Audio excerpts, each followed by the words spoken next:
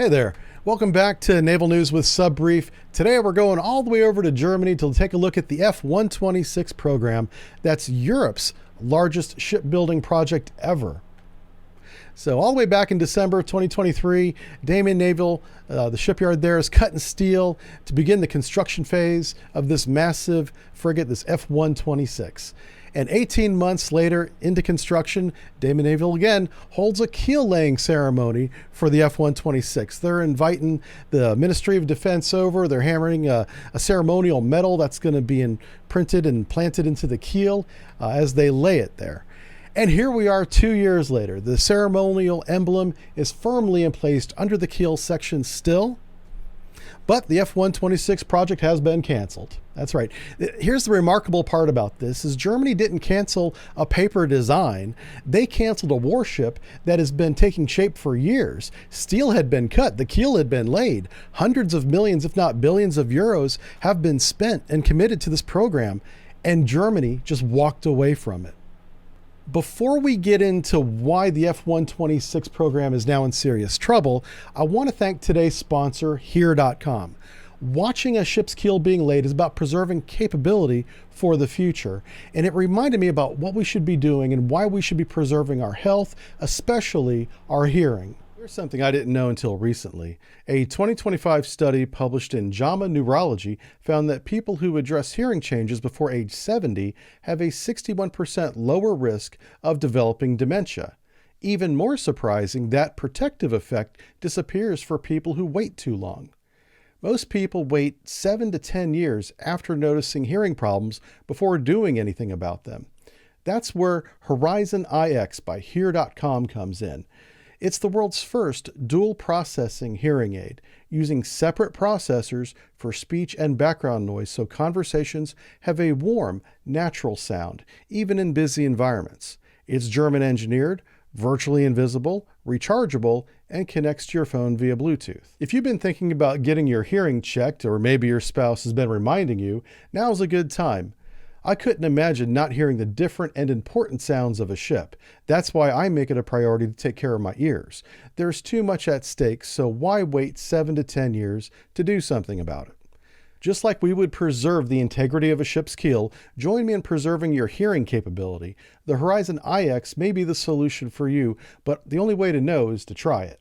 See if you qualify for the personalized 45-day no-risk trial on the Horizon iX by visiting the link in the video description below.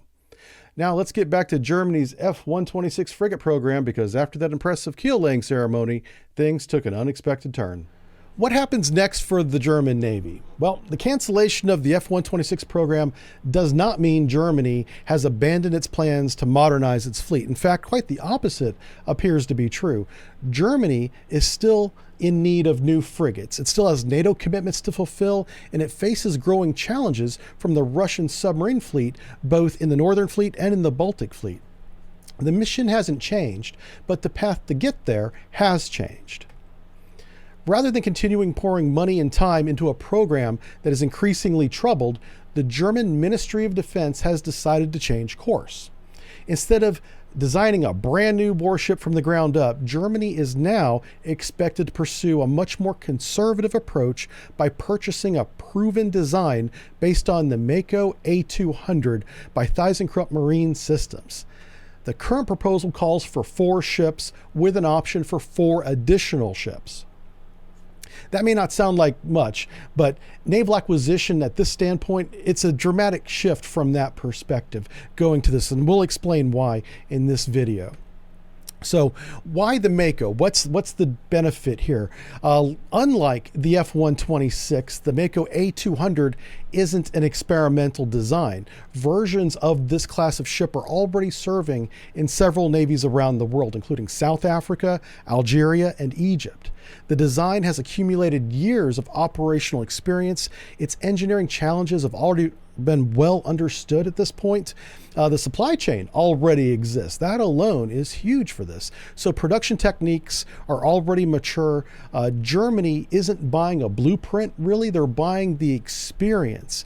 And it's greatly reduced the technical risk of acquiring a new ship rather than taking the risk on a large construction program like the F-126 was.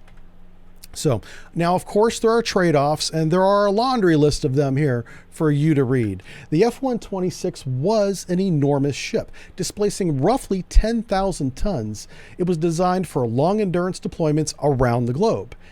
It featured modular design bays for different missions, whether supporting special operations and helicopters, unmanned vehicles, both surface and submerged. And to support all of that, they had a large crew accommodation for those additional riders and the crew of the ship. Now, the Mako A200 is a much smaller frigate. It sacrifices some of that endurance, some of that mission flexibility is not going to be there, but in exchange for something that has become increasingly valuable, and that is Navy procurement practicality. So Germany appears to be willing to accept a smaller ship if it means getting a capable frigate into service years earlier than the F-126 would have taken. And honestly, I think it's what Germany needs right now. Time is the clear factor here, really. One of the major concerns around the F-126 program was its schedule. Had Germany continued down that path, many analysts believe the first operational ship would not have arrived until the late 2030s, almost 10 years from now or longer. By shifting to a proven design, Germany hopes to field the first replacement frigate much sooner. And for NATO, that's a significant difference. The warships are now expected to be delivered as early as 2029. And that's security for NATO today, rather than waiting another 10 years.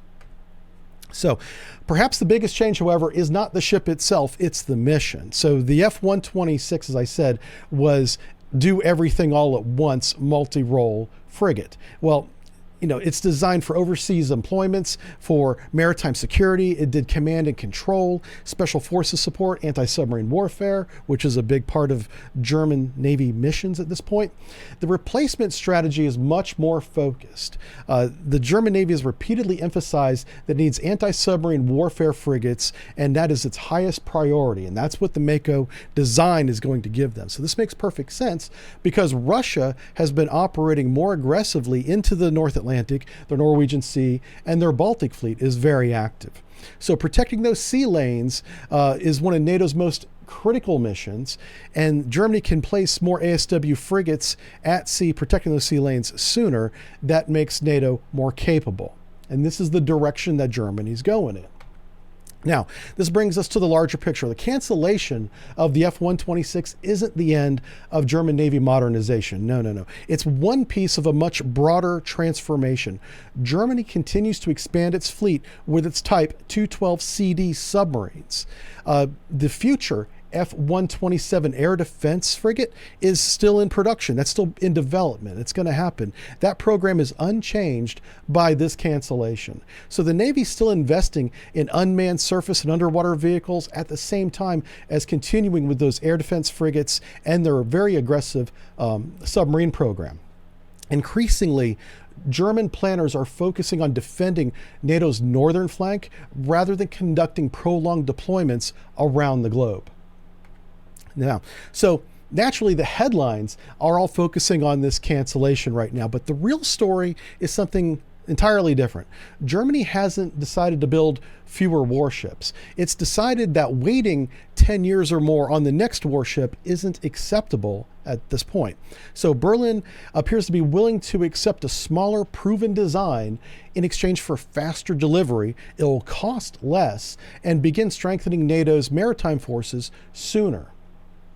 So whether that proves to be the right decision or simply replaces one set of compromises with another is something we're going to be watching here at Subbrief, and we'll keep you updated as these changes unfold and the consequences of this decision are more apparent. I want to thank today's sponsor, Here.com, and remind you to see if you qualify for your personalized 45-day no-risk trial of the Horizon iX by clicking the link in the description.